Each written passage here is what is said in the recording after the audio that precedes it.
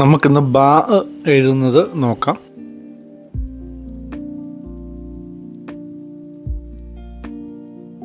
അപ്പോൾ നമ്മൾ ആദ്യം പഠിച്ച സ്ട്രോക്ക് എല്ലാവർക്കും ഓർമ്മ കാണുമല്ലോ അല്ലേ?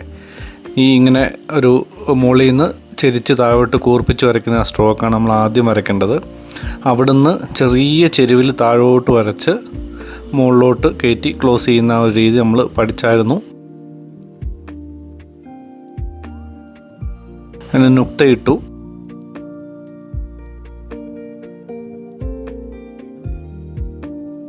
നമ്മൾ ഈ ഒരു സ്ട്രോക്ക് എല്ലാവർക്കും ഓർമ്മ കാണുമല്ലോ അല്ലേ? ഈ സ്ട്രോക്കാണ് നമ്മൾ ഏറ്റവും ആദ്യം പഠിച്ചത്. ഈ ഒരു സ്ട്രോക്ക് ഓൾമോസ്റ്റ് എല്ലാ അക്ഷരങ്ങളിലും നമുക്ക് യൂസ് ചെയ്യാൻ പറ്റുന്നതാണ്. അത് ഏറ്റവും ഭംഗിയായിട്ട് വരച്ച് പഠിച്ചാൽ ബാക്കി സ്ട്രോക്കുകൾക്കും പിന്നെ അതിൻ്റെ ബാ എഴുതി നമ്മൾ 2 നുക്ത ഇട്ടാൽ താ ആയി.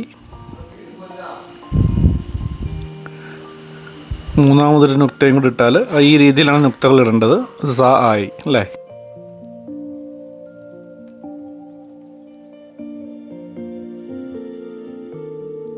ഏകദേശം ഇതേ ഒരു രീതിയിൽ തന്നെയാണ് നമുക്ക് നൂന് വരുന്നത്. ഇത്ര ബാവിനെ പോലെ വലിയ വിശാലമായിട്ട് എഴുതാണ്ടില്ല, കുറച്ചൊന്ന് ചുരുക്കി എഴുതുന്നതാണ് നൂനായിട്ട് വരുന്നത്. നോക്കാം എങ്ങനെയാണ്. ആദ്യം നമ്മുടെ സ്ട്രോക്ക് ഇട്ടു, ആദ്യം പഠിച്ച സ്ട്രോക്ക്.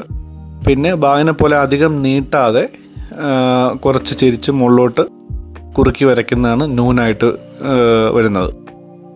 അപ്പോൾ എല്ലാവരും ഇത് ബാ താ സ നൂനൊന്ന് എഴുതി പഠിക്കുക. നമുക്കിനി ജീമ് ഒക്കെ അടുത്ത ക്ലാസ്സിൽ നോക്കാം.